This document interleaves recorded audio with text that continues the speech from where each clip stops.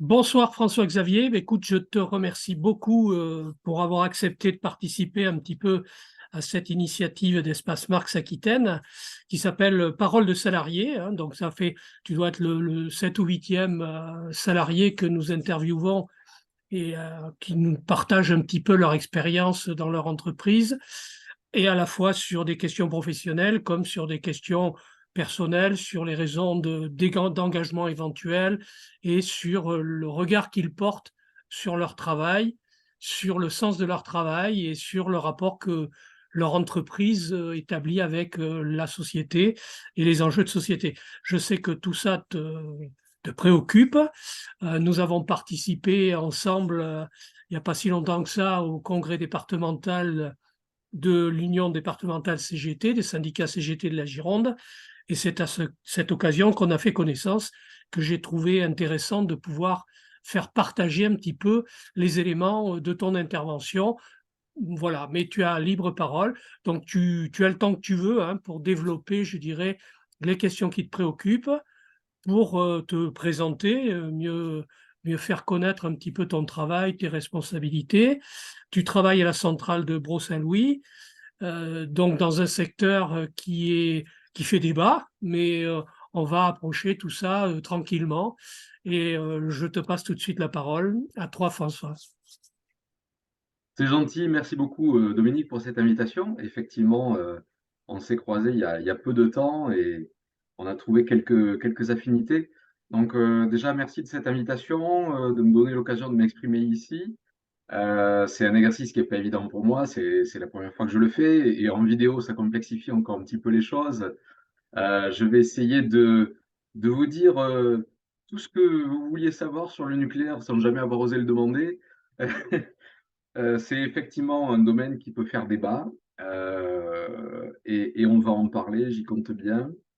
Je vais vous parler un petit peu de moi pour vous expliquer aussi pourquoi je suis là ce soir. J'ai une particularité, c'est que je ne suis pas un militant syndical ou politique très ancien, et vous allez comprendre pourquoi. Donc, pour vous brosser un petit peu le tableau, c'est vrai que j'ai pas mal de choses à dire, quelques coups de gueule à passer. Des échanges, j'aimerais aussi que ça soit vraiment des échanges questions-réponses pour que ça soit pas un simple monologue, comme on pourrait penser tout fait d'avance. Donc, tout simplement, moi, je m'appelle François-Xavier Villeneuve. Je suis effectivement salarié d'EDF depuis quelques décennies maintenant, et je travaille donc à la centrale de production d'électricité du Blayais, sur la commune de Brouët-Saint-Louis, depuis 2008. Alors, par intermittence, parce que j'ai eu une aventure personnelle et professionnelle entre-temps. Mais voilà, je suis rentré dans le nucléaire il y a quelque temps déjà, et c'était à l'époque pour lutter de l'intérieur, parce que je suis, si ce n'est un écologiste au sens politique du terme, mais en tout cas un planéto-conscient depuis fort longtemps. Et je me disais, comment faire avec cette grande boutique qui peut avoir des avantages et des inconvénients, comment faire pour la surveiller et lutter de l'intérieur pour la bonne cause. Donc, je vous expliquerai un petit peu tout ça. Je suis issu d'une famille plutôt, euh,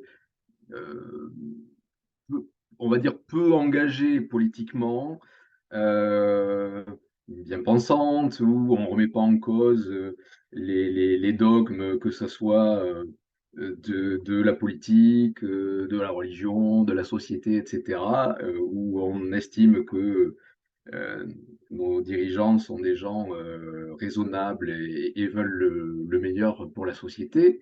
Voilà, donc j'ai grandi dans ce contexte, à l'opposé du militantisme, on va dire. Même si mes parents étaient engagés d'autre part sur des œuvres, etc. Euh, j'ai grandi dans une culture plutôt artistique et littéraire, et mon parcours dans un biais plutôt scientifique était déjà une prise de position un peu, un peu en opposition avec le reste de la famille. Voilà, aujourd'hui, j'ai des activités sportives qui occupent une bonne partie de mon temps aussi. Je suis très actif sur ce plan-là.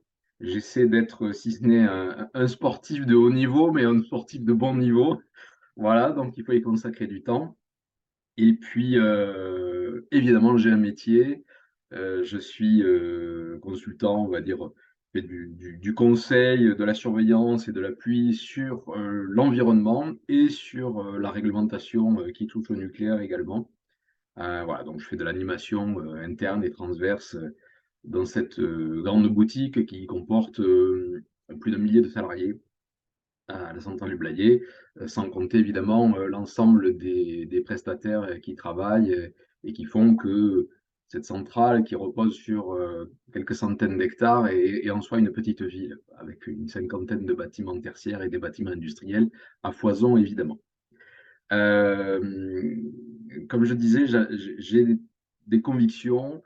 Je suis animé depuis très longtemps par la défense de l'environnement, de la sauvegarde de nos planètes et puis des habitants qui y résident. Et également, j'ai toujours eu euh, beaucoup d'engagement personnel pour lutter contre les injustices, quelles qu'elles soient, ce qui m'a valu quelques déboires, comme peut-être un certain nombre d'entre nous autour de la table ou autour de l'écran. Je me souviens à une époque, j'ai fait une carrière avant la carrière technique à la centrale du Blayais. J'ai eu une assez longue carrière dans le domaine des achats. Et je partageais mon bureau à une époque avec un jeune qui venait d'arriver, qui était plein de bonne volonté, peut-être un peu naïf, mais en tout cas qui avait été pris en grippe par notre chef commun. Aujourd'hui, on appellerait ça du harcèlement. C'en était réellement. Et tout ce qu'il pouvait faire, ça n'allait pas, il se faisait descendre, etc. Et un jour, j'ai été voir ce chef en me disant, bon, qu'est-ce que tu es en train de faire? C'est pas raisonnable. Ce gars-là, il a bonne volonté, il travaille bien, il fait ce qu'il peut, il ne mérite pas ça. Et la première réaction de ce type, ça avait été de dire, mais tu viens me voir à quel titre? Tu es représentant du personnel, tu es syndiqué? J'ai dit, ben non, pas du tout, je suis juste un homme et je te parle d'homme à homme, je trouve que tu le traites mal et j'aimerais bien que tu arrêtes. Ça m'a valu quelques représailles à l'époque. Et accessoirement, j'ai appris aussi que quand on prend la défense des gens, on n'en est pas toujours remercié ni récompensé, puisque quelques années plus tard, le même gentil collègue m'avait insulté en disant: «Tu es passé de l'autre côté, tu défends les fournisseurs, etc.» J'ai dit: «Non, j'essaie juste de faire mon travail.» Voilà. Donc, et d'un, il ne faut rien attendre quand on prend des positions. Et de deux, il faut les assumer avec conviction, quel que soit notre rôle. Aujourd'hui, ce rôle-là, il a évolué, je vous en parlais. Et donc, mon autre combat, c'est, comme je l'ai dit, l'environnement. Donc, depuis quelques années maintenant, je suis animateur de fresques du climat à EDF, dans la grande maison EDF. Alors, les fresques du climat, ça consiste à prendre les dernières conclusions du GIEC, hein, le Groupement international de spécialistes du climat, qui nous annonce des choses assez malheureuses, tant au niveau climatique qu'au niveau sociologique. Et j'entendais pas plus tard qu'hier à la radio que, au lieu d'aller vers une augmentation des températures de plus 1,5 degré, on est déjà dans les projections à entre 2 et 3, ce qui est éminemment catastrophique et qui va engendrer sur le plan environnemental, mais aussi sur le plan sociologique, des bouleversements planétaires sans précédent. Donc, mon action là-dessus, à ma toute petite échelle, c'est d'essayer de sensibiliser les gens à ces changements-là, connaître, comprendre les causes et les conséquences pour pouvoir agir chacun à son niveau, parce que personne ne doit rester les bras ballants face à ça. J'ai envie de bousculer le déni du public, parce que malheureusement, il y a encore un Français sur quatre qui est climato-sceptique, alors qu'on a toutes les preuves irréfutables dans un consensus scientifique des changements qui sont en train de se produire, et puis on le constate en Gironde, hein, on l'a vu l'été dernier, voilà, c'est sans précédent. Donc il faut bousculer le public, bousculer les pouvoirs politiques, bousculer les entreprises pour arriver à faire prendre conscience et surtout à faire prendre des actions qui vont changer le cours des choses. Voilà, en tout cas, c'est ma conviction. Euh, je reviens un petit peu sur mon parcours. C'est vrai que je suis rentré depuis un certain temps dans l'entreprise EDF et j'ai été à une époque un petit peu bousculé, on va dire, par le, le, le, le côté très grosse boîte qui broie de l'homme et qui finalement en fait peu de cas. J'y reviendrai un petit peu tout à l'heure. Ça m'a donné la force et l'envie de concrétiser quelque chose qui avait toujours été en moi, c'est-à-dire de créer ma propre structure, ma propre entreprise de manière un petit peu idéaliste, en me disant je vais essayer de suivre d'autres modèles, il y a d'autres manières de faire et de manager. Et donc, j'ai quitté la société pour créer ma propre structure et je œuvrais comme ça pendant quelques années. C'était très intéressant, ça m'a énormément appris à avoir l'esprit ouvert sur d'autres domaines, rencontrer d'autres types de clients, de fournisseurs. Ça m'a appris à penser autrement, à agir plus efficacement, ce qui fait qu'aujourd'hui, quand je suis revenu plusieurs années plus tard dans la boutique, j'ai trouvé que tout était facile. Comme quoi, finalement, l'homme a quand même une grande capacité d'adaptation et d'évolution, et ça, c'est intéressant. Et ça donne de l'espoir, parce que quand on croit être dans une impasse, ben, il y a toujours des solutions, et il faut savoir les trouver et s'unir de gens qui permettent de les trouver. Euh, Quand je suis revenu donc il y a quelques temps dans l'entreprise EDF, j'ai constaté qu'elle avait changé. Elle semblait s'être modernisée. Et en même temps, j'ai vu que sur certains points, notamment sur les méthodes de management, elle n'avait pas trop évolué. Au contraire, elle avait plutôt accru ses défauts. Et j'y reviendrai tout à l'heure. Et je me suis dit, mais moi qui ai vécu un parcours, euh, disons, tellement pesant, difficile, que ça m'a encouragé à partir de l'entreprise, à faire d'autres choses, euh, j'ai beaucoup appris de mes échecs. Et quand je suis revenu à EDF pour retrouver un travail en collectif, en équipe qui me manquait énormément parce que quand on est son propre patron, on fait tout seul et, et on est également seul aussi face à soi. Donc je commençais à perdre en sociabilité et donc j'avais envie de retourner dans un collectif. Et j'ai pris beaucoup de plaisir à retrouver cette ambiance-là de collectif et à pouvoir m'exprimer dans le cadre d'une équipe de mission où on discute avec des dizaines et des centaines de personnes. Voilà.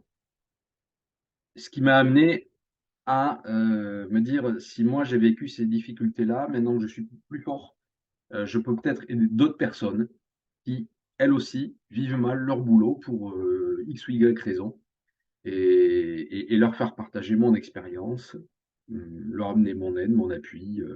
Voilà, c'est à ce titre-là que je me suis tourné vers le syndicalisme et l'écoute, l'accueil et les valeurs aussi que j'ai trouvées au syndicat CGT m'ont convaincu de rejoindre cette équipe. Donc, je suis non seulement devenu syndiqué et syndicaliste, mais militant avec une force redoublée ou décuplée, parce que je trouvais qu'il y avait beaucoup à faire et que les gens qui travaillent et qui subissent une certaine pression n'ont pas toujours conscience de comment ils peuvent revendiquer, comment ils peuvent être aidés, être écoutés aussi. Voilà. Donc aujourd'hui, depuis quelques jours maintenant, je suis élu au CSE, au Conseil social économique de l'entreprise DF Blayet, voilà, en tant que cadre. Je suis également candidat au Conseil économique, social et environnemental Nouvelle-Aquitaine.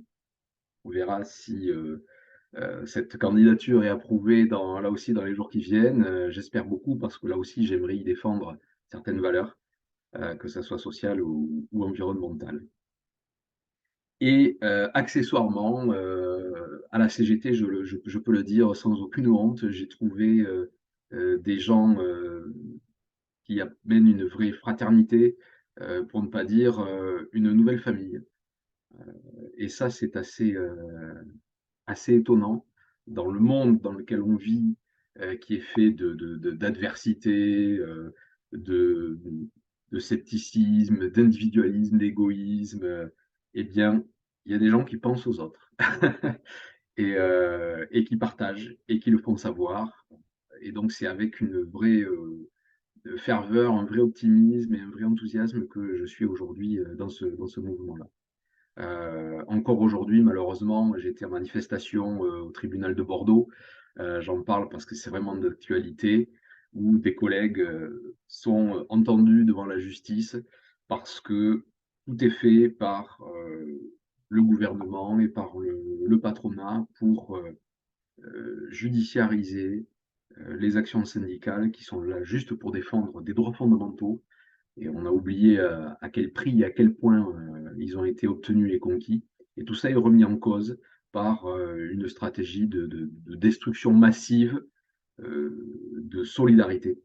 Euh, et ça, c'est quelque chose qui me met en colère et qui me révolte et qui me fait redoubler d'énergie pour entrer dans cette lutte. Voilà un petit peu mon parcours. Donc, un militant, si ce n'est jeune, mais récent, et en tout cas, vraiment convaincu des combats que je mène aujourd'hui. Voilà.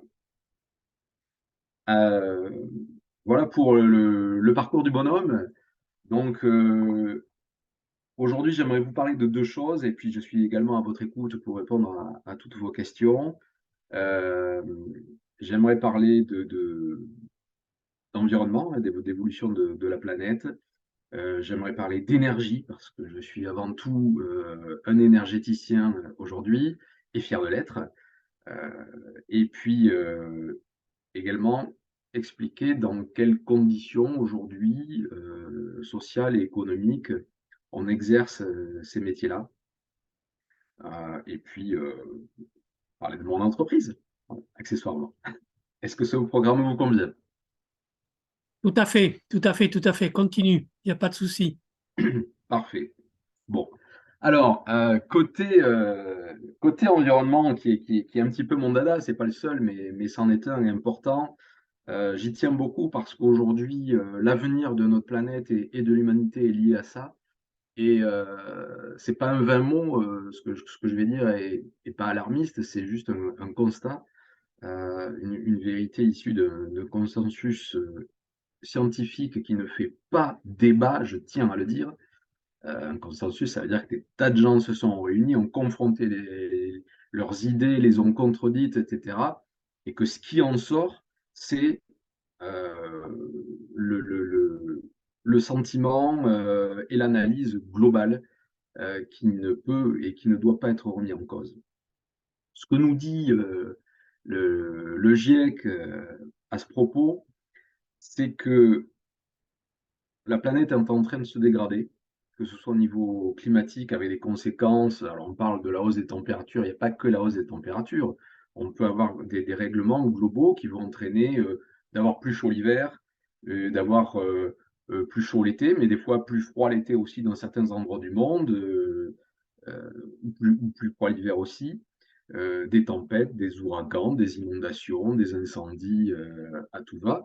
Et globalement, tout ça entraîne une baisse de la qualité de vie sur Terre, en tout cas dans certaines régions de la planète. Alors, c'est vrai que pour l'instant, en France et en Europe du Nord, on a été un petit peu épargné, mais même si on commence à en voir des effets très clairs, mais dans l'Europe du Sud, d'ores et déjà, on a des déserts qui se forment en Espagne, et je ne parle pas de l'Afrique et du reste du monde. Donc il y a tout un tas de parties du monde qui vont devenir à très court terme, et quand je dis très court terme, c'est pas 50 ans, 100 ans, c'est 5-10 ans.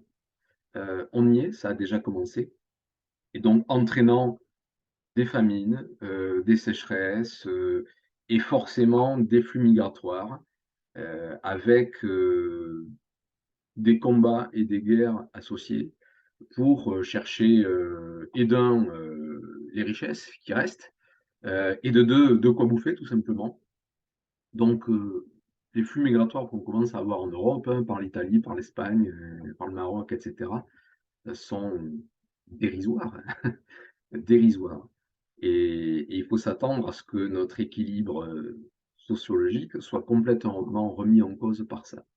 Ça veut dire qu'aujourd'hui, on estime que le modèle, qui sous-tend, l'ordre mondial actuel, du profit, de de de la recherche de gains à très court terme, n'est pas du tout compatible avec une vie, sur terre, à moyen terme et même à court terme. Donc, c'est vraiment un cri d'alarme que je veux pousser aujourd'hui. On ne peut pas continuer, de la même manière et d'un, à produire et à consommer toujours plus, à créer, de plus en plus de gaz à effet de serre qui sont en train de détruire notre atmosphère et donc la planète, et être dans une stratégie de capitalisme, hein, pour employer, le mot tel qu'il est, donc qui cherche une consommation à outrance et un profit, complètement déraisonné, avec un écart, social où, très peu de monde gagne infiniment d'argent et la totalité des autres, gagne très peu. C'est quelque chose qui ne peut pas perdurer, décemment. C'est la fin d'une civilisation annoncée. J'entendais encore, le président des Restos du Cœur, à la radio ce soir, qui disait, voilà encore, cette année, on distribue 171 millions de repas à des gens qui n'ont pas les moyens d'en avoir. Et ça, c'est en France, un grand pays. On voit bien que ce modèle de société, complètement exclusif, qui ne permet pas, à un quart ou un tiers des gens de vivre décemment, ne peut pas continuer. Et donc si on rajoute, les flux migratoires, hein, qui vont être, amenés par, les dérèglements climatiques, on peut facilement imaginer que ce système-là n'a pas vocation à perdurer, ne serait-ce que 10 ans. En tout cas, si ça devait être le cas, on voit bien que ça sera dans le mur et dans la souffrance et dans la douleur que ça se passera. Voilà. Donc, ça fait partie, des valeurs, je l'ai découvert, que défendent la CGT. Et donc, je suis complètement moteur là-dedans. On peut pas laisser faire ça. Voilà. Et ça, ce sont des décisions, individuelles, collectives, régionales, nationales, politiques, patronales, etc. Tout doit aller de pair. Il faut que toutes les strates de notre société se mobilisent. Bien souvent, j'ai des réflexions quand j'anime des fresques du climat. On me dit, oui, bon, maintenant qu'on a fait ce constat-là, qu'est-ce qu'on peut faire? Euh, c'est pas nous, en tant qu'individus, qui allons changer la donne planétaire. Alors oui et non. Il est vrai que sans décision politique, les choses ne peuvent pas facilement changer. Sans action des entreprises, ça ne peut pas changer beaucoup non plus. Néanmoins, il y a quand même toute une partie des décisions qui reviennent aux consommateurs, puisque ce sont les consommateurs qui font la consommation et la consommation qui fait la production. On peut, par exemple, imaginer que si demain, on arrête d'aller vers une course vertigineuse au tout technologique et changer, par exemple, son smartphone tous les ans ou tous les 6 mois, eh bien, s'il n'y a plus de demande, il n'y aura plus de vente et donc plus de production. Et contraints et forcés, les fabricants seront bien obligés de s'adapter à ce nouveau mode de consommation. Et c'est comme ça pour tous les pans de la consommation, que ce soit le textile, l'alimentaire, hein. Si on ne mange que des produits de saison et locaux, évidemment, ça va peser dans la balance économique, dans les transports, dans les exportations, etc. Donc, tout le monde à son niveau peut être acteur et peut faire changer les choses un temps soit peu. Voilà. Donc il ne faut pas avoir à redouter, à se dire qu'est-ce qu'on peut faire, nous on est impuissants. Non, personne n'est impuissant. Si on prend juste ce qui concerne la sphère de maîtrise, je parle même pas d'influence sur les producteurs, mais ce que maîtrisent les particuliers, ça représente quand même 25% de l'émission des gaz à effet de serre. Alors, quand on parle de CO2, hein, c'est des équivalents CO2, un quart, c'est déjà énorme. Voilà. Donc, je ne suis pas en train de dire qu'il faut, on entend ça aussi, pour lutter euh, contre les avancées vers un monde meilleur. On dit souvent, les écolos nous proposent la décroissance, il va falloir vivre avec des lampes à huile, etc. Bon, non, il y a un juste milieu à trouver, évidemment, mais euh, on peut cibler des objectifs qui vont vers la congruence, c'est-à-dire produire juste ce dont on a besoin. Et ça, c'est encore, et c'est pas nouveau, un des leitmotifs de la CGT depuis sa création, de produire juste ce qui est nécessaire. Aujourd'hui, la planète surproduit en permanence, dans tous les domaines, que ce soit l'électroménager, le textile, etc. On jette à tout va des choses qu'on n'utilisera jamais, et ça, c'est vraiment une catastrophe. Euh, on peut aller vraiment vers cette congruence, avoir simplement ce dont on a besoin, sachant que quand on fait des enquêtes un petit peu dans le cadre de la fresque du climat ou autre, on demande aux gens qu'est-ce qui fait qu'ils se sentent épanouis. Les réponses qu'on a couramment, c'est être avec ma famille, avoir et donner de l'amour, partager des moments avec des amis, faire du sport. Voilà, chez les jeunes, c'est beaucoup ça. Et on se dit, mais finalement, on a besoin de quoi pour ça? Mais rien, rien. On a juste besoin de vivre. On n'a pas besoin de consommer, on n'a pas besoin de voyager à l'autre bout de la planète, on n'a pas besoin d'avoir le dernier smartphone ou la dernière voiture. Ça n'a aucune importance. C'est pas ça qui nous rend heureux. Donc, quand on se concentre sur ce qui rend vraiment heureux les gens, on s'aperçoit en fait, ça repose sur des banalités, si j'ose dire, mais des choses simples. Voilà un petit peu le sens de ce que je mettais derrière le mot de congruence. Voilà. Mais pour arriver à ça, il faut et d'un, convaincre les gens, les sensibiliser, et puis arriver à remettre en cause nos décisions politiques et entrepreneuriales, qui vont pas du tout dans ce sens-là. Quand j'étais à mon compte, je, je conseillais des entreprises, des professions libérales, un petit peu dans tous les domaines. Euh, j'ai été amené à accompagner une entreprise, une PME d'une cinquantaine de salariés. Et j'étais quand même stupéfait de voir le cynisme de son patron, même dans une petite boîte comme ça, qui cherchait le profit avant tout et sans aucun scrupule, quitte à étrangler ses fournisseurs, à pas forcément bien traiter ses salariés. Voilà, ça n'avait aucune importance, à sous-traiter à l'autre bout du monde des productions, employer des Roumains qui allaient coûter 4 fois moins cher et allaient être plus efficaces que les Français pour faire des chantiers, etc., etc. Donc ça, à l'échelle d'une PME, je me dis, mais à l'échelle d'une grande entreprise, c'est fois 10 000. Euh, si tous les patrons, et je ne dis pas que c'est le cas, si tous les patrons raisonnent comme ça ne peut pas marcher. On ne peut pas avoir une société équilibrée. Euh, j'ai connaissance qu'on a en France certaines entreprises que je crois trop rares qui misent sur l'épanouissement et le bonheur de ses salariés. Ça existe. Ce modèle-là existe. Et ces entreprises-là fonctionnent très bien. Si les salariés sont épanouis, sont contents du travail qu'ils font, sont bien formés, peuvent prendre des initiatives, etc., eh bien, la société ne marche que mieux. Malheureusement, ce n'est pas la majorité des entreprises en France. Et le constat que je fais, c'est que beaucoup de nos grands patrons sont surtout inquiets de savoir comment ils vont pouvoir ramasser le plus d'argent en limitant le plus possible les salaires et les conditions de travail des uns et des autres. Voilà.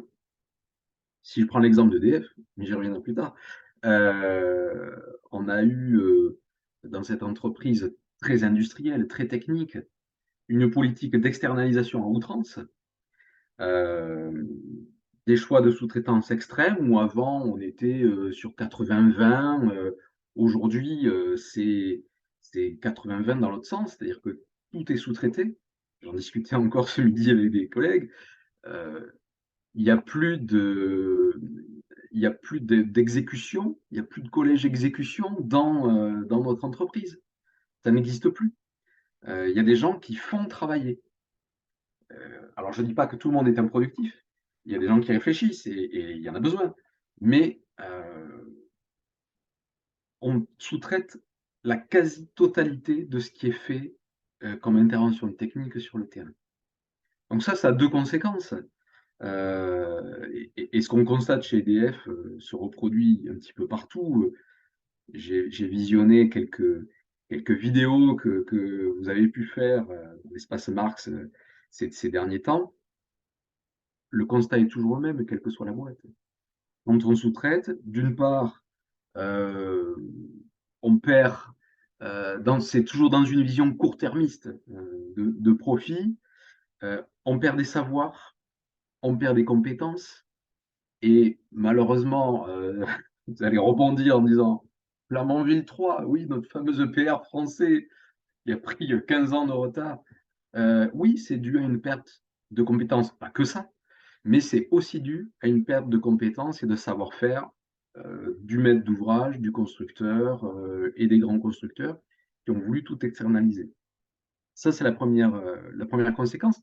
La deuxième, et j'ai deux en un, on a externalisé les risques. Dans des entreprises où des prestations techniques peuvent être difficiles, voire dangereuses, si on sous-traite, eh bien, l'entreprise maison mère a un taux de fréquence d'accident qui est PPR, tout bien comme il faut. Et par contre, les sous-traitants, eux, subissent de plein fouet les premières conséquences, avec certainement, pour la plupart, des patrons qui n'ont rien à faire de leurs salariés et qui leur demandent de masquer des accidents bénins, qui les transforment, qui adaptent les postes de travail pour que surtout ils ne soient pas en arrêt de travail, que ça soit déclaré, etc. Parce qu'on ne sait jamais, ça ferait hausser les cotisations vis-à-vis de la CARSAT, etc. Il y a tout un cercle vicieux de ce niveau-là. Et en parallèle, évidemment, toujours dans la même logique du profit absolu, on a dégradé les conditions sociales dans lesquelles travaillaient ces gens-là. Quand vous aviez un agent EDF qui partait sur l'installation avec sa caisse à clous, il avait au moins le mérite d'être au statut d'EDF, d'avoir une protection, euh, d'avoir une surveillance, tout un système qui faisait que il était en relative sécurité. Quand c'est sous-traité à des entreprises, pour prendre des mots volontairement provocateurs, des marchands de viande, hein, pour certains, sur des métiers où il y a besoin de très peu de qualifications, des métiers pas forcément très techniques, eh bien, les conditions sociales de ces entreprises-là sont 10 fois plus dégradées que celles de leurs maîtres d'ouvrage, c'est évident. Voilà. Donc, on a fait coup double ou coup triple en externalisant toutes ces prestations. Un, à bas coût, avec des salariés pas forcément bien payés. Deux, des conditions sociales déplorables. Et trois, on leur demande à eux de prendre tous les risques, quoi. Donc, je suis pas certain, je suis même convaincu que ce n'est pas très ça. Voilà. Donc, tout ça pour dire que je rejoins la cohorte de gens qui pensent que la stratégie de nos entreprises n'est pas la meilleure quand il s'agit de qualité de vie au travail, tout simplement. La qualité de vie au travail, sans faire de fioritures, c'est tout simplement se dire je vais au travail tous les matins, et d'un, en étant fier du travail que j'accomplis, et de deux, en étant sûr que je vais revenir à la maison en bonne santé et en me sentant relativement épanoui. du travail que je peux faire dans des conditions correctes. Aujourd'hui, dans la société dans laquelle on vit en 2023, c'est absolument pas ce qu'on constate et c'est pas ce qui est préconisé par nos dirigeants politiques non plus. Voilà. C'est une des raisons qui font que des collègues syndicalistes se retrouvent au tribunal aujourd'hui un petit peu partout en France parce que pour eux, la CGT, c'est le maillon faible, c'est euh, l'organisation à abattre qui peut encore crier haut et fort et revendiquer que ces choses-là ne sont pas justes, qu'elles ne sont pas profitables à la société, ni même aux entreprises. Et c'est ça le pire. C'est qu'aujourd'hui, on est face à des dirigeants, à des managers qui prennent des décisions en dépit de l'intérêt de leur propre entreprise. Tout ça pour rester dans le dogme que les salariés ne doivent pas avoir raison, qu'ils ne doivent pas avoir leur mot à dire, de manière à ce que le pouvoir soit entre les mains de quelques-uns et seulement de ces quelques-uns. Voilà, donc ça c'est quelque chose qui me perturbe beaucoup, que je ne comprends pas humainement, et sur lequel j'entends bien lutter pied à pied tous les jours avec tous mes collègues pour les convaincre d'une part qu'il faut qu'on soit nombreux, forts et alliés pour proposer des solutions alternatives à nos dirigeants, que ce soit sur le plan des entreprises ou politiques, et qu'il est possible de faire autrement. Voilà. Tous les gens bien pensants le disent, et on n'arrive pas à le mettre en musique. C'est quand même dommage. J'espère que notre génération, je suis un grand optimiste, hein, je m'excuse par avance, mais j'espère que notre génération d'hommes et de femmes verra ce changement-là dans le monde. Sinon, la suite est compromise. Donc, on a besoin de trouver, que ce soit au niveau national et même mondial, hein, puisque aujourd'hui toute l'économie est mondiale ou en grande partie, euh, de trouver un nouvel équilibre social, un nouvel équilibre économique pour et d'un prendre les bonnes décisions avec une vision à long terme et pas une vision court-termiste qui est de la durée d'un mandat politique, euh, une vision de long terme, pour dire quel est le sens qu'on donne à notre société, quel est le sens qu'on donne à notre économie, quel est le sens qu'on donne à notre vie, pour amener un univers où les gens puissent vivre tout simplement avec des revenus décents, avec des conditions de vie décentes, et non pas passer l'hiver dehors sous la tente. Euh, et ça au niveau planétaire, parce que le faire État par État, ça ne suffit pas. On voit bien que si on se referme dans notre petit pays, euh, des, des, les gens de Palestine, de Syrie, d'Algérie ou d'ailleurs viendront frapper à notre porte, et pas seulement pour des raisons de guerre, mais aussi pour des raisons de survie tout simplement. Voilà mon premier coup de gueule. Justement, alors, est-ce que tu peux nous parler justement un petit peu plus de la place le rôle que joue le secteur énergétique dans l'action à engager, je dirais, pour éviter ce que tu nous as décrit avec beaucoup de clarté. Et deuxième élément, comment tu abordes la place justement du nucléaire dans cette question énergétique et est-ce qu'il y a des solutions d'avenir, je dirais éventuellement différentes des procédés actuels de valorisation de l'énergie nucléaire? Je sais qu'il y a eu on parle de nouveaux générateurs, enfin de nouveaux surgénérateurs et de nouvelles techniques moins dangereuses, plus économes de matière et qui nous permettent, je dirais, de mieux maîtriser l'avenir énergétique de manière complémentaire, évidemment, avec toutes les autres sources d'énergie renouvelables en particulier. C'est vrai, tu as raison d'aborder le sujet. L'énergie, c'est évidemment une place centrale et une clé de cet avenir de la planète parce que le problème, alors il y a plein de problèmes, hein. Il y a la biodiversité, il y a la pollution, il y a des tas de problèmes écologiques et environnementaux. Euh, Quand on parle du climat, on est sur la logique du CO2 et des gaz à effet de serre, pardon, qui font que on renvoie tous nos rayonnements de chaleur vers un plafond de verre qui, au lieu de les évacuer vers l'extérieur, nous les renvoie sur la planète. Et c'est une boucle qui s'accélère parce que les dégradations que cet effet engendre vont dégrader encore d'autres éléments sur la Terre. Je prends un exemple tout simple. La chaleur fait fondre les glaciers, elle fait fondre les banquises, elle fait fondre également les, les, les steppes gelées, toundra, etc., qui sont gelées en permanence depuis des siècles, même des millénaires.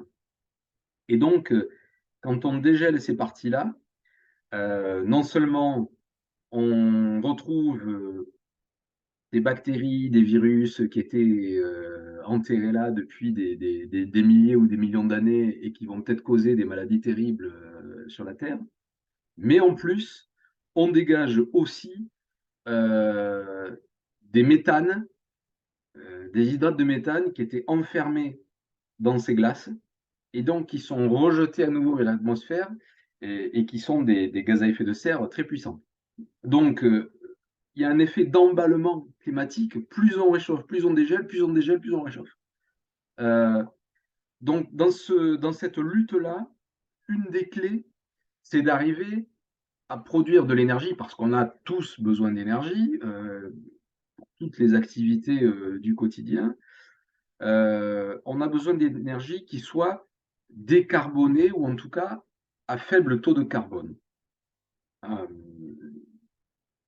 pour ça, on a aujourd'hui plusieurs pistes.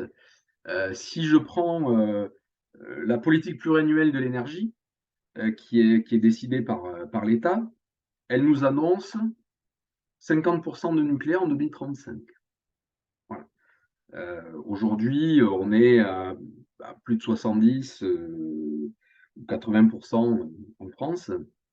Ce n'est pas le cas dans d'autres pays, mais la France est plutôt à la pointe sur le domaine. Donc réduire à moitié l'énergie nucléaire en France, ça sous-tend d'investissements massifs dans des énergies parallèles, que je vais détailler un petit peu.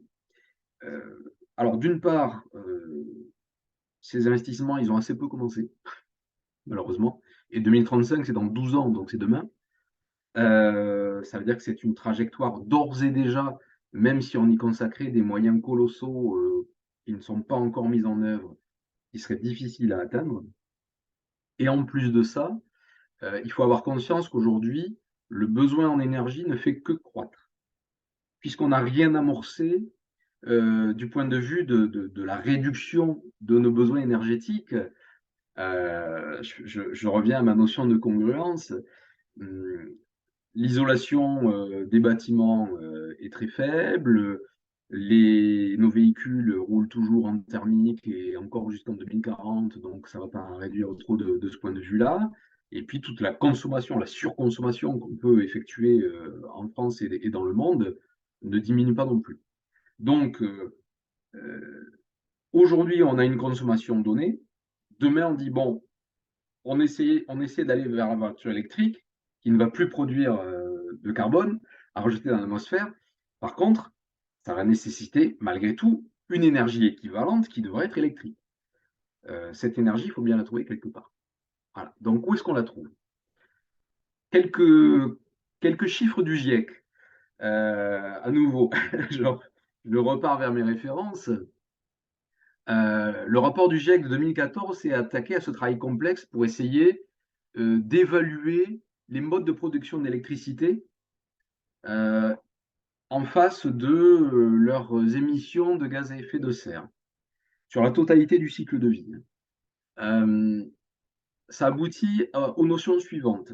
Aujourd'hui, les deux types d'énergie, de production d'énergie qui émettent le moins de gaz à effet de serre, ce sont les centrales nucléaires et les éoliennes. On est sur l'ordre de 12 grammes en équivalent CO2 par kilowattheure. Voilà. Si on prend les barrages électriques, les barrages fluviaux ou barrages de montagne, on va déjà doubler par rapport aux machines qu'il y a dedans, etc. On double la production de CO2. Si on prend des panneaux photovoltaïques, on quadruple la dépense en CO2.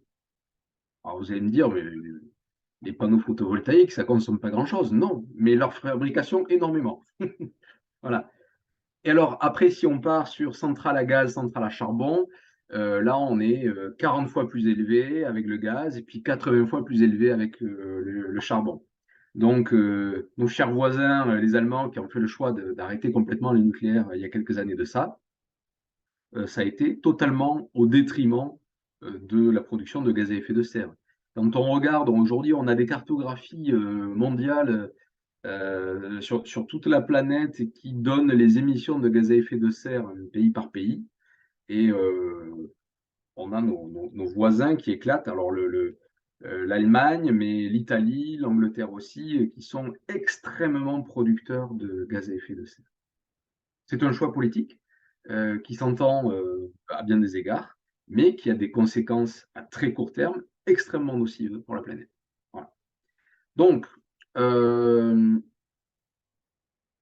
si on prend les énergies qui ne sont pas ou peu productrices de CO2, ça va être le nucléaire, ça va être les éoliennes, l'hydroélectricité, et puis dans une moindre mesure le photovoltaïque. En France, ce qu'on peut dire, c'est que, alors je ne vais pas parler de ce que je ne connais pas, hein, je n'aime pas faire ça, mais en France en tout cas, la capacité hydroélectrique est extrêmement limitée. C'est-à-dire que tout ce qui pouvait être exploité à quelques pouillèmes près l'est déjà. On ne peut pas aller beaucoup plus loin.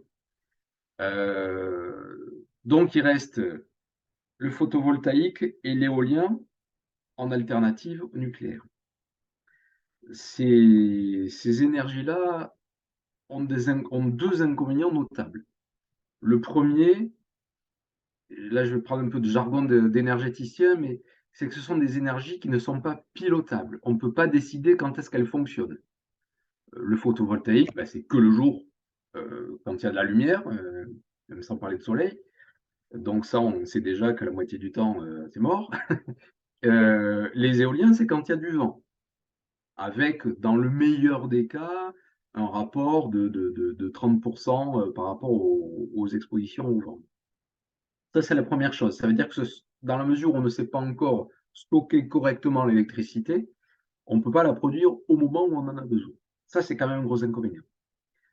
Ça ne permet pas de faire une production de base comme le fait le nucléaire. C'est quand même un gros désavantage. Le deuxième inconvénient de ces énergies renouvelables, au-delà de l'intermittence, c'est l'artificialisation des sols. On, on le voit très bien avec les panneaux photovoltaïques, où on a ces champs couverts ou ces ombrières sur les parkings qui se développent, et ça c'est très bien parce que c'est une place qui ne coûte rien, qui est déjà artificialisée. Mais si on veut créer de l'énergie en grosse quantité, il faut aller bien, bien au-delà. Un ordre d'idée, si on tient compte du facteur de charge, etc., pour remplacer une tranche nucléaire de 1000 mégawatts, 1000 mégawattheures, il faudrait 2000 éoliennes de 2 mégawatts. C'est la capacité qu'on sait faire aujourd'hui. Si on prend la superficie que ça représente, puisque une ferme éolienne, c'est à peu près 20 hectares, eh bien, il faudrait consacrer 8000 hectares pour remplacer une installation nucléaire. 8000 hectares, c'est la taille d'une grosse ville. Ce n'est pas quelque chose qu'on sait faire facilement, en tout cas en France, hein. sachant que il faut tenir compte des lieux où on les met, pas trop près des habitations, des aviations, etc., etc. Donc la place est très limitée. Si on prend le photovoltaïque, qui est un peu plus simple à installer, on peut en mettre quasiment où on veut. Là, c'est pareil. Si on crée des zones qui n'étaient pas artificielles, on a l'exemple à Bordeaux, par exemple, derrière le nouveau grand stade, voilà, il y a un grand champ qui a été utilisé pour ça, sur une ancienne décharge, donc très bien. Mais on voit la place que ça prend. Donc pour avoir l'équivalent euh, d'un mégawatt d'une tranche nucléaire chaque heure, là on passe sur 15 000 hectares, la ville de Paris, pour remplacer une tranche nucléaire. Voilà. Donc c'est quand même assez utopique de se dire qu'on va complètement remplacer le nucléaire par ces énergies renouvelables, même si on fait fi du côté intermittent et non pilotable de ces énergies. Donc il faut arriver à trouver un compromis, un mix énergétique, hein, et la société EDF est la première à œuvrer pour ça. Il faut trouver là aussi un juste équilibre. En mai 2020, EDF a modifié ses statuts pour rentrer dans sa raison d'être, dans sa raison sociale, la neutralité carbone, avec un objectif d'être en l'an 2050 à la neutralité carbone. Donc moi, je trouve ça très bien. Je suis vraiment très, très favorable à ça et partie prenante. Mais il faut savoir comment on le fait. Voilà. Et on ne le fait pas à n'importe quelle condition, d'autant qu'il faut tenir compte du dérèglement climatique, donc les vents violents, et on vient d'en subir un paquet ces derniers jours. Voilà, il y a tout ça à gérer pour arriver à trouver le bon mix énergétique, mais le meilleur, enfin, le moins mauvais des scénarios aujourd'hui est effectivement sur un 50% de nucléaire à l'horizon 2050, dans le meilleur des cas. Voilà, c'est déjà compliqué, même si tout est mis en œuvre pour arriver à ça. Donc il faut avoir conscience qu'aujourd'hui, on n'a pas de panacée. Alors on peut se projeter sur des évolutions technologiques. On parlait il y a 10 ans de ça du projet ITER avec la fusion nucléaire plutôt que la fission. Différence entre les deux, pour les non-scientifiques, la fission nucléaire, on fait s'entrechoquer des atomes qui éclatent, qui produisent des matières radioactives et qui produisent de l'énergie. C'est une réaction en chaîne qui est contrôlable par les systèmes qui sont présents dans les centrales nucléaires. La fusion nucléaire consisterait à faire se regrouper des atomes tout en les rendant stables, leur faire produire énormément d'énergie. Donc ça, c'est un projet qui a été lancé à Cadarache début des années 2000. On est en 2023. Pour l'instant, la seule chose qu'ils sont arrivés à faire, c'est sous l'égide du CEA, Commissariat à l'énergie atomique, c'est utiliser une quantité d'énergie incommensurable pour arriver à tenir cette fusion dans un énorme accélérateur de particules pendant quelques millisecondes. Donc on est très très loin d'un aboutissement scientifique, et donc encore plus loin, ça s'exprime en plusieurs dizaines d'années avant une industrialisation possible. Même si je suis un grand optimiste, je ne suis pas certain que ça soit jouable. Voilà. Et puis, on a tendance aussi en France à prendre des décisions politiques qui sont court-termistes et qui ne sont pas compatibles avec le temps de l'électronucléaire. Quand on prend une décision sur l'électronucléaire, on en prend pour quelques dizaines d'années. Il est évident que si on change d'horizon tous les 5 ans, c'est un petit peu compliqué. Je vais prendre deux exemples. Le premier, c'est la fermeture de Fessenheim. Notre gouvernement précédent a décidé qu'il fallait fermer la centrale nucléaire qui était trop proche des Allemands, même s'ils sont très contents de nous racheter l'électricité nucléaire, soit dit en passant. Il fallait absolument fermer Fessenheim, qui avait été complètement rénové à coups de milliards d'euros, etc. Bon, décision politique, on ferme. Il y a 5 ans de ça, c'était la seule perspective que l'entreprise EDF avait de l'avenir du nucléaire. Donc, pas d'embauche, pas de renouvellement des compétences, pas d'investissement, etc. Et puis, l'an dernier, on nous dit, bon allez, il faut relancer le nucléaire. Ah ben mince, on n'a plus personne. Donc, c'est compliqué de stabiliser des compétences et des connaissances d'une entreprise quand on est dans des stratégies politiques aussi court-termistes. C'est pas compatible. Et ça l'est encore moins avec les délais qu'on peut avoir sur les déchets, mais peut-être qu'on en reparlera aussi. Voilà. Donc ça, on est lié à des choix politiques et sans me mettre à la place de mes dirigeants d'entreprise, je me dis que ça doit être quand même sacrément compliqué de se projeter et de se dire comment on investit, comment on embauche, comment on forme les gens si on ne sait pas de quoi notre avenir est fait. Et malheureusement, on est lié à ça. En France, en tout cas, il n'y a aucune décision qui se prend sur le nucléaire sans une décision politique, qu'elle soit bonne ou mauvaise. Voilà, ça c'est une vraie difficulté. Euh, Dans les années 90, c'est le gouvernement Jospin qui avait fait fermer le surgénérateur Superphénix à Cresmelville.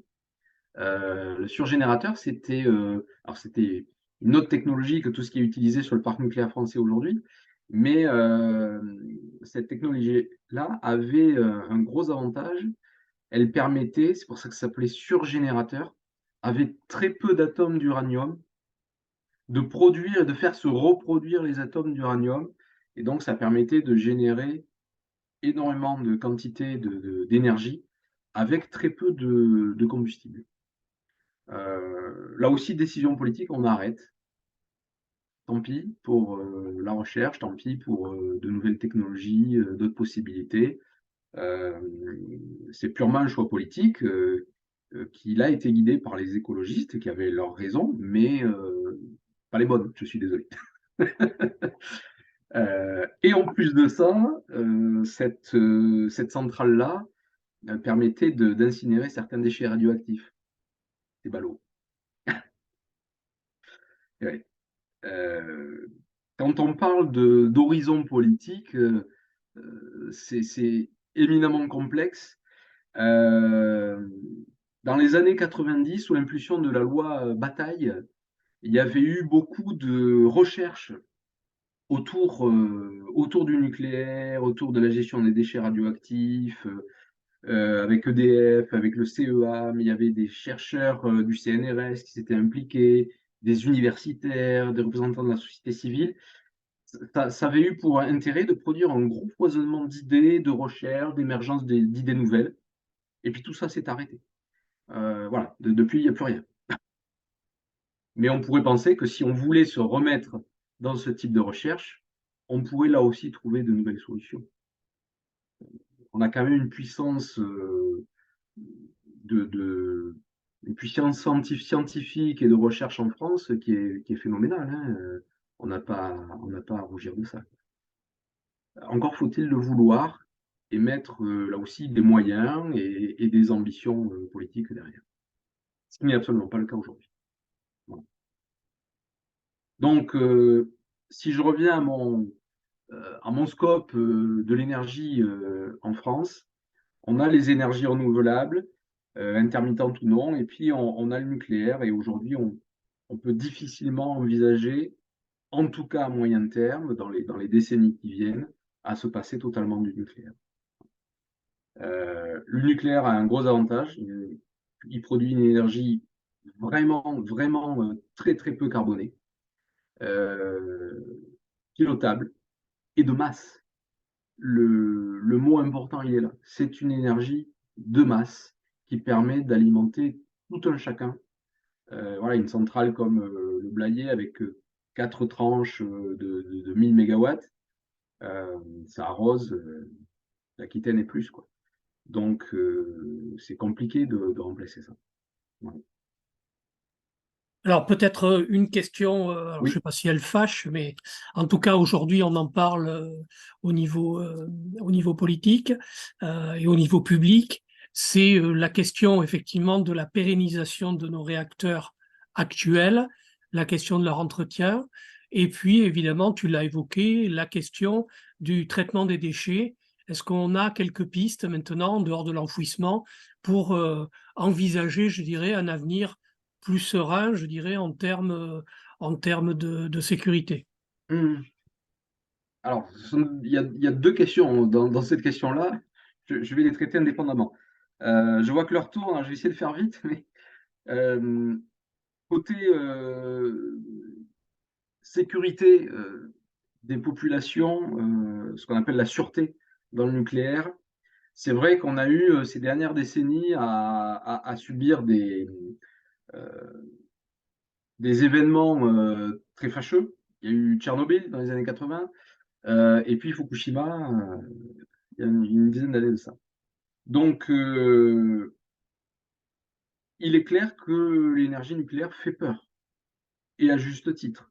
Alors, il y a ces événements-là, et même quand il n'y avait pas ces événements-là, on associait l'énergie nucléaire à la bombe nucléaire. Donc, il y a toujours cette connotation en disant, mais est-ce que c'est une ressource sûre? Ce que je peux dire, euh, en France, on a l'avantage d'avoir un système très verrouillé de la production nucléaire. Alors certes, elle est orchestrée et managée par EDF, mais sous tutelle de l'autorité de sûreté nucléaire, qui aujourd'hui a les pleins pouvoirs. C'est-à-dire que cette autorité, qui est une autorité d'État, peut du jour au lendemain faire fermer une tranche ou une centrale.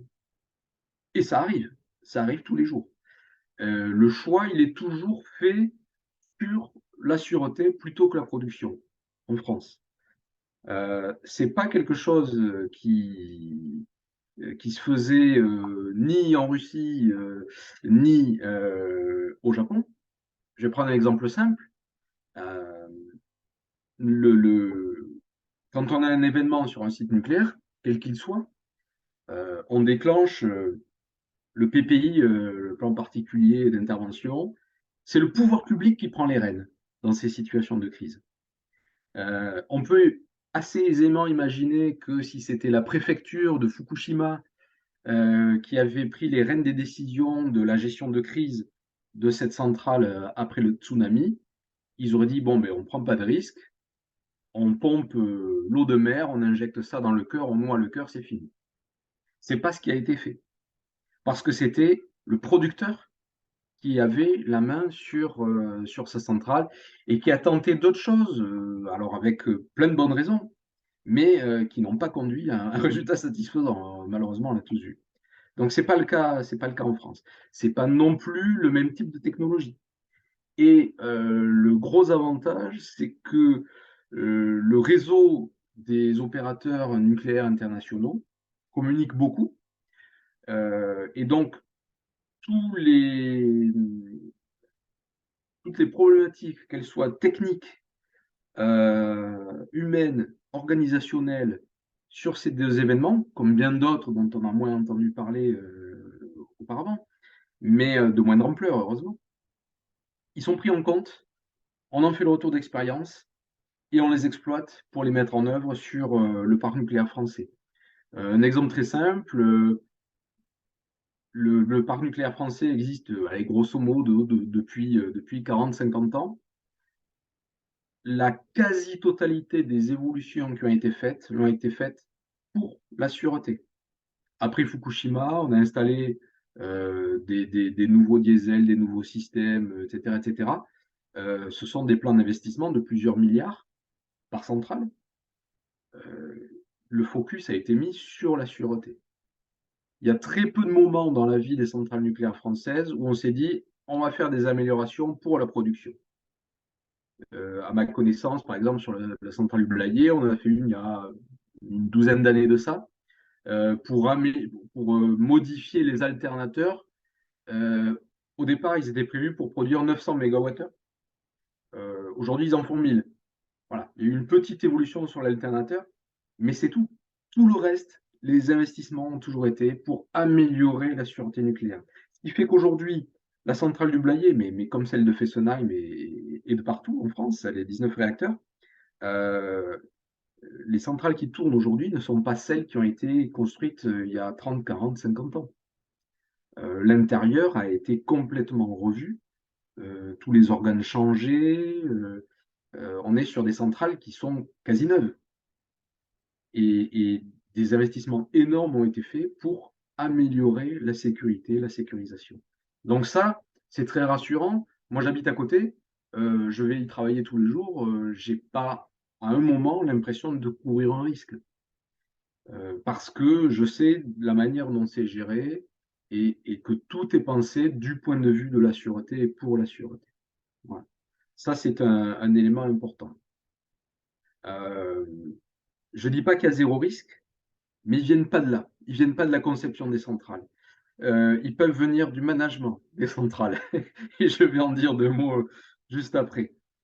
Je bascule sur la deuxième question que tu as évoquée, celle des déchets. Les déchets nucléaires, c'est une vraie problématique qu'on ne peut pas ignorer. Et on n'a pas toutes les réponses aujourd'hui. Je ne vais pas avoir de langue de bois là-dessus, hein. Euh, Quand on parle des déchets nucléaires, il faut déjà avoir conscience que l'essentiel des déchets produits par les centrales ne sont pas des déchets radioactifs. Ce sont des déchets dits conventionnels, la palette de bois, le carton, les gravats, etc. Tout ça sort en filière classique et ont des filières de retraitement, de recyclage, de revalorisation. Et de ce point de vue-là, par exemple, la centrale du Blayais arrive à recycler ou valoriser 99,9% de ces déchets conventionnels. Donc il n'y a pas de souci de ce point de vue-là. Par contre, il y a aussi des déchets radioactifs qui sortent soit du combustible usé, soit des éléments, des pièces mécaniques, robinetteries ou autres, qui ont été au contact avec le circuit primaire. Donc ceux-là, ils ont été irradiés ou ils sont contaminés. On ne peut pas les sortir dans des filières classiques. On a grosso modo 30 000 tonnes par an qui sortent en déchets radioactifs des centrales françaises. Euh, il faut savoir que sur ces déchets-là, tous ne sont pas réputés dangereux. Certes, ce sont des radioactifs, mais pour 90% d'entre eux, ils vont être faiblement ou très faiblement radioactifs. Je prends un exemple, un emballage d'un outil qui a été amené près du circuit primaire. Il est rentré en zone contrôlée, donc il ressort automatiquement déchet radioactif, même si il n'a pas du tout de radionucléides sur lui qui produisent de la radioactivité. Voilà, c'est comme ça, c'est la règle. Donc 90% des déchets radioactifs qui sortent de la centrale, ils sont faiblement ou très faiblement radioactifs et à vie courte. Ça veut dire qu'on va les mettre dans des boîtes dans des coques béton, dans des fûts, etc., et les envoyer à l'ANDRA, qui est l'agence de traitement des déchets nucléaires française, qui va les enterrer à faible profondeur. Au bout de 30 ans, on aura passé ce qu'on appelle la période radioactive, ça veut dire que la radioactivité de ces éléments aura divisé par deux. Euh, Au bout de 300 ans, dans le pire des cas, ils ne représentent plus de danger. Donc, ils ont un enfouissement pérenne qui n'a pas besoin de gestion ultérieure. C'est un traitement définitif. C'est pas génial, mais ça fait pas non plus beaucoup de mal de les traiter comme ça. Euh, sur les déchets plus ennuyeux qui, eux, vont présenter un vrai danger, c'est le reste, c'est les 10% restants, et sur ces 10% restants, 0,2% du volume sont des déchets hautement radioactifs et à vie longue. C'est-à-dire qu'on dépasse les 300 ans. Alors certains, c'est quelques centaines d'années, d'autres, c'est des milliers d'années, d'autres, des dizaines de milliers d'années. Donc évidemment, à l'échelle de l'homme, ça fait très loin. On est d'accord. Euh, Ça représente quoi? ces déchets qui restent, donc le combustible ultime qu'on n'a pas réussi à recycler. Il faut savoir qu'aujourd'hui, tout est recyclé, réutilisé, revalorisé, etc. Mais il y a un tout petit bout qu'on n'arrive pas à traiter. Donc, ces 0,2% là, ça représente, pour donner un ordre de grandeur, 3 cm3 par an et par Français. Ça veut dire qu'au bout de 40 ans, on a à peu près l'équivalent d'un pot de yaourt par Français qui est stocké pour très longtemps. C'est un vrai problème puisque aujourd'hui, il n'y a pas de solution de traitement de ces déchets-là. Même si ça ne représente pas un gros volume, il existe. Et la seule solution de traitement qui est proposée, c'est l'enfouissement en couche géologique profonde. Donc, dans un premier temps, en surface, parce qu'on se dit, si on trouve des moyens techniques, on pourra aller les récupérer, les retraiter, etc.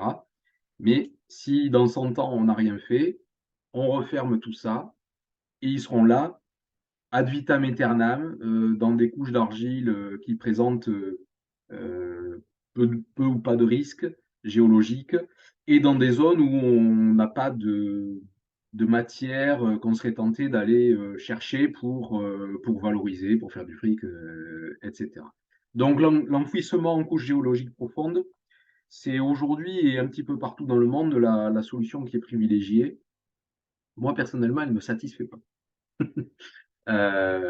Ok, elle gênera peut-être pas forcément les générations futures, mais sur le principe, on laisse quand même quelque chose qui est un poids lourd pour la planète et pour ses habitants, même si on n'a pas forcément besoin d'aller les rechercher. Là encore, je reviens un petit peu sur ce que je disais tout à l'heure, le différentiel de vision entre le politique et l'industriel. Il n'y a pas de choix réel de recherche et de développement sur le sujet.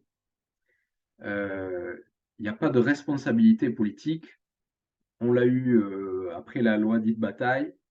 Ça a été perdu depuis. On a tout arrêté. Super Phoenix qui pouvait cramer des déchets, on a arrêté. Il n'y a pas de recherche réellement. En 2018, on a eu un prix Nobel français de physique, Gérard Mourou, qui avait trouvé une piste sur la transmutation des déchets. Alors, pas tous, certains déchets radioactifs, ceux qui étaient à éléments actinides pour les scientifiques, et ils pensaient qu'on pouvait réduire leur période radioactive soit avec des lasers de haute puissance, soit avec des accélérateurs de particules. Mais pourquoi pas? Mais cette piste-là, c'était il y a 5 ans, elle n'a pas du tout été explorée. Donc, on sait que techniquement, on pourrait faire des choses, mais on ne va pas les chercher. Encore une fois, c'est une décision politique. Si demain on disait, on met le paquet là-dessus, on met ensemble tous nos chercheurs, nos industriels, etc., on peut trouver des solutions. Ce n'est pas le choix qui est fait. Et moi, je le regrette. Parce que je pense que c'est possible et qu'on pourrait trouver des solutions plus satisfaisantes intellectuellement et scientifiquement sur ce domaine-là. Voilà. Donc je pense que ça fait partie des combats qu'on doit mener encore pour pousser le pouvoir politique et les décideurs industriels à aller davantage sur la recherche plutôt que de se dire bon ben on enterre et puis on verra ce que ça donne. Voilà. Donc, je suis Écoute, désolé, je ne suis pas complètement rassurant là-dessus. non, Ce non, qui est non, sûr, c'est mais qu'il y a une solution qui est trouvée, qui est pérenne, mais ce n'est pas l'idéal non plus. tout à fait. Non, je partage d'autant plus ta réflexion qu'il y a quelques années, une vingtaine d'années ou une trentaine d'années maintenant, lorsqu'il s'est agi d'installer le laser mégajoule au CEA CESTA, eh Oui. bien, nous avions proposé d'abord de civiliser ce laser, de ne pas le laisser entre les mains de l'ADAM, la Direction des Affaires militaires, mais de le placer sous la direction du CNRS notamment, de manière à pouvoir justement travailler sur ces pistes éventuellement de modification de la période nucléaire Et en tout cas, bon, c'est quelque chose qui est chez les physiciens qui est relativement connu. La transmutation, c'est possible, ça existe. Ouais. En tout cas, la question, c'est les outils pour y parvenir. Et là, de ce point de vue-là, on a du travail à faire. Écoute, si tu en es d'accord, alors je sais que Stéphane, qui nous a écoutés là pendant 1 heure 20, est un militant, je dirais, de longue date sur ces questions du nucléaire. Bon, pour l'instant, il n'est pas intervenu. Je ne sais pas, il aurait envie certainement de poser des tas de questions, mais je pense qu'il a aussi écouté avec beaucoup d'attention tout ce que tu nous as fait partager, n'est-ce pas, Stéphane? Bon, apparemment, il est content d'avoir entendu ce qu'il a entendu aussi. Et donc, de ce point de vue-là, à moins que tu aies envie, Stéphane, bon, sans vouloir prolonger trop longtemps, tu as envie de lui poser une question à François-Xavier? Mais pour ça, il faut que tu ouvres ton micro. Là, vous m'entendez? Oui, oui, oui, vas-y. Voilà, donc effectivement, je fais partie de l'association de Tchernobyl qui a une petite dent, on va dire, contre la centrale du Blayais. Jeu de mots, Tchernobyl, qui m'a valu il y a 20 ans un procès par la ville de Blaye qu'on avait gagné. Donc, on a toujours le droit de s'appeler comme ça. Bon, c'est-à-dire qu'en fait, c'est une défense en règle de l'industrie nucléaire qu'on vient d'avoir avec un argumentaire qui est bien connu hein, et qui me paraît quand même un petit peu figé sur ce qu'on on nous disait déjà il y a 20 ans. Les choses ont quand même pas mal évolué. Il y a beaucoup de recherches de boucs émissaires, c'est des décisions politiques, Superphénix. Si on avait laissé faire, ça aurait été merveilleux, on aurait tout réglé pour les déchets aussi, etc. Les Allemands, bon, on sait qu'ils sont très méchants, les Allemands, ils nous ont envahis 3 fois. Hein. Et puis alors, ils nous envoient tout leur CO2, c'est horrible. On oublie quand même que tous les hivers, c'est les Allemands qui nous chauffent, hein, puisque l'option française, beaucoup de réacteurs nucléaires et des millions de chauffages électriques, elle marche très bien, sauf quand il fait froid. Et puis quand il fait froid, tous les chauffages électriques démarrent en même temps. Et depuis plus de 20 ans, la France, tous les hivers, est obligée d'importer massivement de l'électricité pour passer l'hiver, et en particulier d'Allemagne, en particulier de l'électricité au charbon, extrêmement polluante, mais c'est quand même elle qui nous chauffe. Et puis d'ailleurs, quand il y a eu tout récemment la crise de la corrosion sous contrainte, avec jusqu'à 32 réacteurs à l'arrêt en France sur 56, ben, c'est les Allemands aussi, principalement, qui nous ont sauvés. Donc c'est pour ça d'ailleurs, on entend beaucoup dire qu'il faudrait sortir du marché européen de l'électricité. C'est impossible pour la France. Hein. Si la France se coupe de ses voisins, on aura trop d'électricité au printemps et en automne, et pas assez en automne, en été et surtout en hiver. Hein. Donc en fait, bon, c'est pas vraiment une question, mais bon, déjà, il faut quand même regarder globalement la situation sur la planète. La part du nucléaire dans la production mondiale d'électricité est passée de 17%, 17,1% en 2001 à 9,2% aujourd'hui. Donc, ce n'est pas une baisse, c'est un effondrement continu qui a commencé 10 ans avant Fukushima, hein, parce qu'on nous dit parfois, oui, mais c'est à cause de Fukushima, ça a mis un coup d'arrêt, mais ça va redémarrer. Non, non, c'est pendant 10 ans avant Fukushima et 10 ans après Fukushima ça ne cesse de baisser. Alors, il y a une augmentation importante des énergies renouvelables, mais la réalité, c'est que actuellement, et pour malheureusement encore très longtemps sur la planète, le pétrole, gaz, charbon se taille la part du lion. Hein. C'est 80% de la consommation mondiale d'énergie. Les renouvelables, 18%, c'est principalement la biomasse et l'hydroélectricité. On parle beaucoup des éoliennes et des panneaux solaires, mais pour le moment, la production massive d'énergie, je ne parle pas forcément d'électricité, hein, c'est biomasse et hydroélectricité. Et le nucléaire, c'est à peu près 2% de la consommation mondiale d'énergie, moins de 10% de l'électricité. Et donc, c'est une part qui ne fait que descendre. Donc, au-delà de l'opposition entre les gens qui sont pour le nucléaire et qui sont contre, je pense que, bon, j'écris par ailleurs dans un journal qui s'appelle La Décroissance depuis 10 ans, hein, et je pense que, bon, ce qu'on y écrit est assez utopiste, hein, parce que les êtres humains sont tels qu'ils sont actuellement de différents pays européens, américains, chinois, indiens aussi, c'est des gens qui veulent aussi accéder à l'énergie. Et jusqu'à preuve du contraire, euh, à nouveau, hein, pétrole, gaz, charbon, c'est 80% de la consommation mondiale d'énergie et il n'y a aucune perspective, malgré tout le blabla qu'on nous fait, que ça baisse réellement. Hein. Si ça baisse, ça passera à 79 ou à 78,5. Et bon, le nucléaire, lui, il stagne, la production mondiale de nucléaire stagne énormément. Sa part dans la production d'électricité, elle, ne fait que décroître puisque les autres parts augmentent pendant ce temps, en particulier les énergies renouvelables.